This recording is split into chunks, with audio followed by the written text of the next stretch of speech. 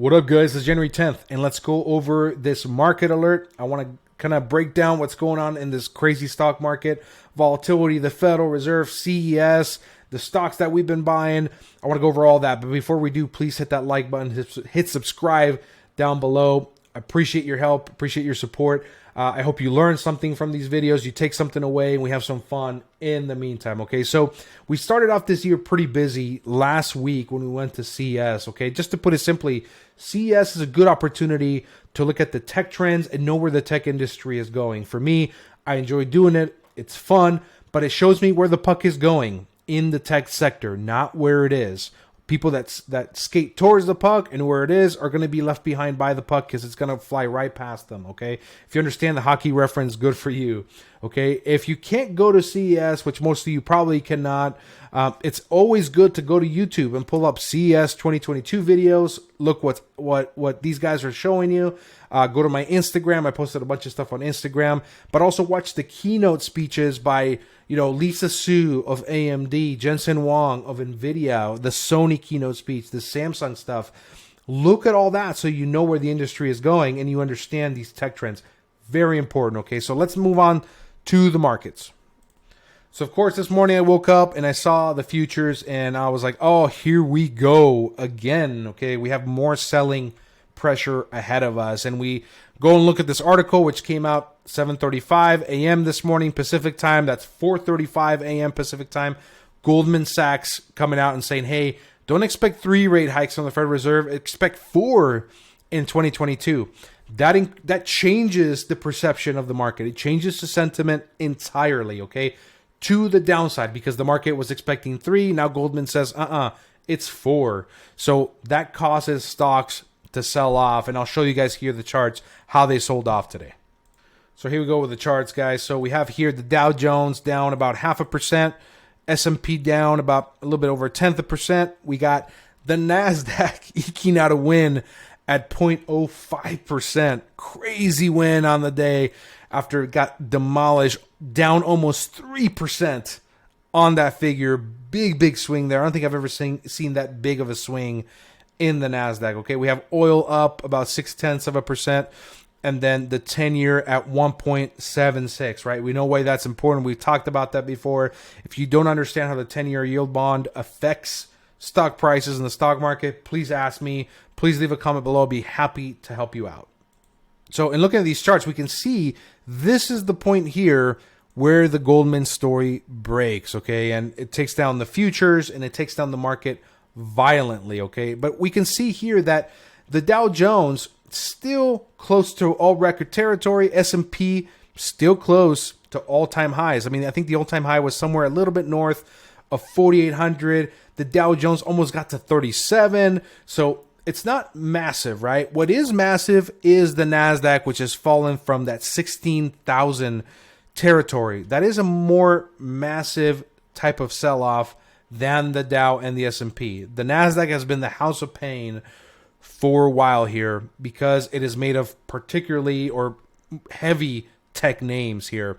So when we see sell-offs like this based on a article by Goldman Sachs that is not policy, it's just changing the expectation to a more hawkish expectation, I'm going to take advantage of these dips, and we were buying today right around here. That's where we were buying stocks today. And I thought, you just have to do something. You can't just sit on your hands and go, well, it's going to go lower. You have to draw the line in the sand somewhere. And today we did a lot of line drawing today for the account and bought some stocks here, particularly tech names. Okay, let me go over a couple of things here with these tech names. So I'll refer you guys here to this article by Seeking Alpha. It says Cathie Woods actively manage ETFs. All of them find themselves trading at 52-week lows. Okay, this is the ARK, the ARKG, all these ARK names, right? The next generation internet ETF, the genomics, the autonomous technology, but the main one is the ARK-K, which is down 15% in 2022 and is almost 40% down in a 1-year period. This carries the names that I'm liking now in this panic, like Teledoc, Palantir, and DraftKings. I am buying these stocks, and I bought some of those stocks this morning to reduce my cost basis. because the sell-off in those, I think, is just silly. And if you listen to Kathy Wood of ARK Invest, if you listen to her latest YouTube sort of video, she's saying, hey, the market is wrong, right? Which I don't go as far as to saying, yes, the market is wrong, but I do think that these stocks are, if not in oversold territory, very close to oversold territory, and definitely cheap on a 3-year basis. I think they used to be cheap about in December on a 5-year basis. Now I think they're cheap on a 3-year basis, in which you can probably double your money or maybe even triple it in 3 years with these names. Okay, so that's what I want to make sure it's clear about these ARK funds and how you should move with them and buy stocks within these funds.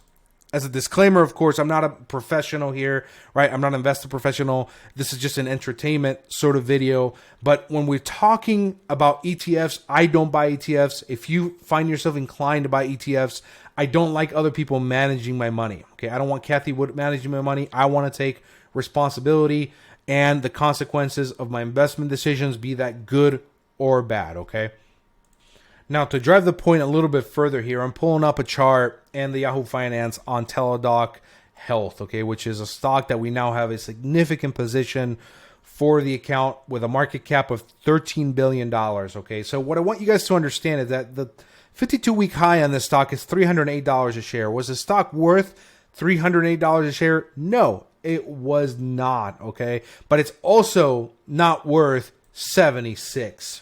This stock, of course, was trading before the pandemic at about $50 a share. Okay, let's look at here at the 5-year chart here around the pandemic time. Let's see, 2019, we got 83, 57 here around August of 2019. Let's see here. Let's go to January of 2020, 101, right? And March, it was at 155. This is about the time the Rona hit right here. But before that, let's see, March of 2019, it was trading at about $55 a share. Now trading at $82 a share when they've already quadrupled their business during the lockdowns. So does this justify a valuation of $13 billion? No way. And it is a very cheap stock already, in my opinion. The problem is the market doesn't like it at this moment because it is not profitable. You can see here negative EPS. Not profitable, and it trades on a price to sales multiple, which the market hates at this point. But there will come a point in which the market will no longer hate the story, where Teledoc will keep doing well and take that path to profitability forward and trade at a much higher valuation. But that comes years down the road. But we're setting up that investment now rather than when it's doing well. We want to buy these stocks when they're hated, not when they're loved, okay? That is essentially the lesson behind this video. Now, to close it off, it's also important to note that we got earnings season right around the corner. Okay, this starts on Thursday of this week with Delta and Taiwan Semi reporting on Thursday before the bell. We also have Friday, JP Morgan, Citi, Wells, and BlackRock reporting numbers. This is the start of Q4 earnings season. This is very important, again, that you go through the conference calls, you go through the quarterly reports, that you read the earnings statements that are going to come out on these companies' investor relations sites. Remember, we get busy during this time. We do the breakdowns. We talk about each individual stocks, what the companies are reporting. Okay, so stay tuned for all that. Let's get busy. This is where we make money, guys. We can talk all day about Federal Reserve, interest rates. That's all short-term action. The long-term action and the real work comes from earnings season, and that's where we make our money, okay? Now, that's going to be all for tonight. I want to keep it a short video, okay, because I've been kind of, at this for a bit and kind of looking at the news and kind of seeing what's going on. But if you guys have any questions, please let me know. Hit us up on the Stock Gladiator Discord. It's free to join. All you have to do is download the Discord app, and you can be right there in the Stock Gladiator Discord with me and 60 other investors out there that we have all north of $100,000 in our portfolio, or most of us. Okay, doesn't matter what your portfolio size is, what your beginner level is, or expert level. We want you in there talking stocks and helping each other out get better. Okay. Also, hit me up on Instagram if you guys have any questions. DM me or reach out to me here in the comments section below. Okay. Peace out, guys. Have a good one.